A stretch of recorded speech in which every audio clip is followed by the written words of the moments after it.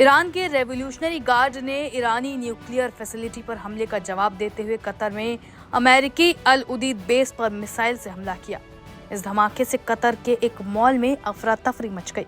लोग चिल्लाते हुए इधर से उधर भागने लगे। जब आप वीडियो देखेंगे तो इसमें साफ साफ दिखेगा कि धमाके के बाद मॉल में मौजूद लोग इस कदर दहशत में आ गए कि किसी को कुछ समझ नहीं आया कि कहां जाएं। हर कोई उस वक्त सुरक्षित जगह पर पहुंचना चाहता था। अब आप एक बार ये पूरा वीडियो खुद देखिए।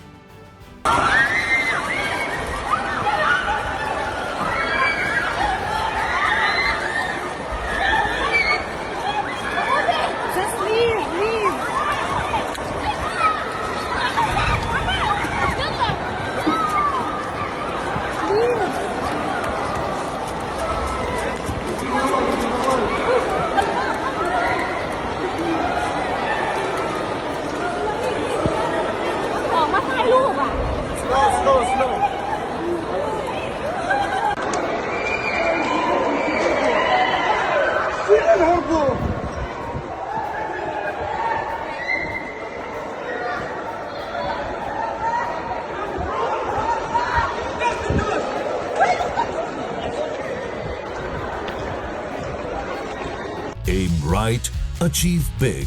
At KR Mangalam University, we provide you the platform to turn your dreams into reality.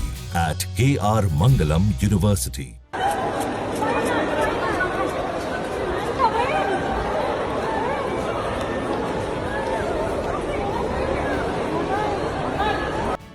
दरअसल कतर की राजधानी में ईरान के हमले के बाद से पूरे मिडिल ईस्ट में डर का माहौल है। ये भारत के लिए भी अब चिंता का सबब बन गया है। रिपोर्ट्स के मुताबिक मिडिल ईस्ट में लाखों भारतीय रहते हैं।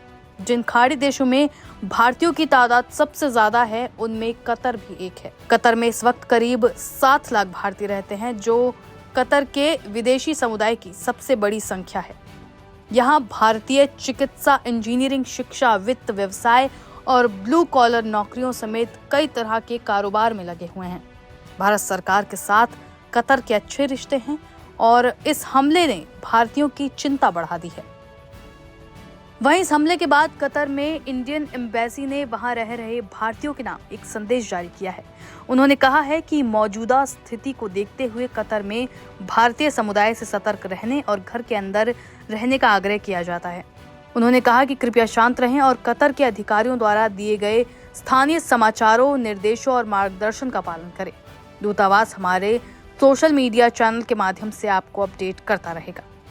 गौरतलब है कि एक बयान में IRGC ने चेतावनी दी थी कि ईरान की संप्रभुता के खिलाफ भविष्य में किसी भी आक्रमण का जवाब जोरदार तरीके से दिया जाएगा। वहीं इस हमले को कतर ने अपनी संप्रभुता का उल्लंघन बताया है और इसका जवाब देने के अधिकार को सुरक्षित रखने की बात कही है।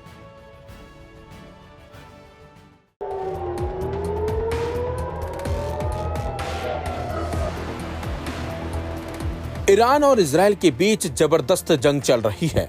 जब से युद्ध शुरू हुआ है तभी से दोनों देश एक दूसरे पर मिसाइलें दाग रहे हैं, जिसकी वजह से दोनों ही देशों में भयंकर तबाही मची है।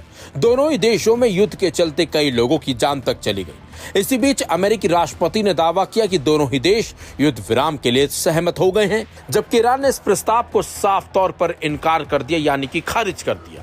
वहीं अब ईरान के सर्वोच्च नेता अयातुल्लाह अली खामेनेई ने बड़ा बयान दिया है। खामेनेई ने कहा, जो लोग ईरानी लोगों और उनके इतिहास को जानते हैं वे जानते हैं कि ईरानी राष्ट्र सरेंडर करने वाला देश नहीं है। ईरान के सर्वोच्च नेता खामेनेई ने ये बात सोशल मीडिया प्लेटफॉर्म एक्स पर कही। इसके बाद ये साफ हो गया है कि ईरान अभी सीज फायर करने के मूड में नहीं है, वो इजराइल पर हमले जारी रखेगा। इसके साथ साथ खामेनेई ने ट्वीट पर एक तस्वीर भी शेयर की है जिसमें भयंकर आग बरस रही है और इस आग के बीच अमेरिकी झंडे को जलता हुआ दिखाया गया है। देखिए किस तरीके से खामेनेई ने तस्वीर में ये बताया है और ये जताने की कोशिश की है कि वो अमेरिका से डरने वाला नहीं है। आपको बता दें, सोमवार और मंगलवार की रात भी ईरान की तरफ से अमेरिकी जो एयरबेस हैं उनको निशाना बनाया गया है और उन पे मिसाइलें दागी गई हैं और दावा किया जा रहा है कि भयंकर तबाही इसमें अमेरिकी एयरबेस हैं उनको हुई है। जबकि इससे पहले अमेरिका के राष्ट्रपति डोनाल्ड ट्रंप ने ऐलान किया कि मिडिल ईस्ट में 12 घंटे के लिए सीजफायर लागू हो गया है। इसके बाद युद्ध समाप्ति मानी जाएगी। ट्रंप ने यह दावा सोशल मीडिया प्लेटफॉर्म पर किया। सोशल मीडिया पोस्ट में ट्रंप ने दावा किया कि सीजफायर पर ईरान और इजराइल राजी हो गए हैं। ट्रंप की पोस्ट के मुताबिक 6 घंटे के अंदर इजराइल और ईरान दोनों अपने मिशन को पूरा कर लेंगे। Aim right, achieve big. At KR Mangalam University, we provide you the platform to turn your dreams into reality. At KR Mangalam University. इसके बाद 12 घंटे के लिए सीजफायर होगा। ट्रंप के मुताबिक पहले ईरान सीजफायर करेगा, 12 घंटे बाद इजराइल सीजफायर करेगा और 24 घंटे के बाद 12 दिन के युद्ध की समाप्ति मानी जाएगी। ट्रंप ने सीजफायर के लिए इजराइल और ईरान के साथ साथ पूरी दुनिया को बधाई भी दी। अपनी पोस्ट में अमेरिकी राष्ट्रपति ने लिखा कि यह युद्ध कई सालों तक चल सकता था, जिसमें मिडिल ईस्ट को बड़ा नुकसान होता, लेकिन ऐसा नहीं हुआ। ट्रंप सीजफायर का दावा कर रहे हैं, जबकि खामेनेई ने इसे सिरे से खारिज कर दिया है। इससे पहले ईरान के विदेश मंत्री सैयद अब्बास आरागची ने भी इस पूरे मामले पर ईरान का रुख साफ कर दिया था। उन्होंने कहा, जैसा कि ईरान ने बार बार स्पष्ट किया है कि इजराइल ने ईरान पर युद्ध शुरू किया, ना कि इसके विपरीत। अभी तक किसी भी युद्ध विराम या सैन्य अभियानों की समाप्ति पर कोई समझौता नहीं हुआ है। हालांकि बशर्ते कि इजरायली शासन ईरानी लोगों के खिलाफ अपने अवैध आक्रमण को तेहरान समय के अनुसार सुबह 4 बजे से पहले बंद कर दे। हमारा उसके बाद अपनी प्रतिक्रिया जारी रखने का कोई इरादा नहीं है। हमारे सैन्य अभियानों की समाप्ति पर अंतिम निर्णय बाद में लिया जाएगा।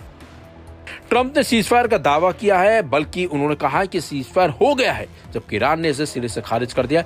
बाकायदा खामेनेई ने तो इसे लेकर बोला है कि अब ईरान पीछे और सरेंडर करने वाला बिल्कुल भी नहीं है।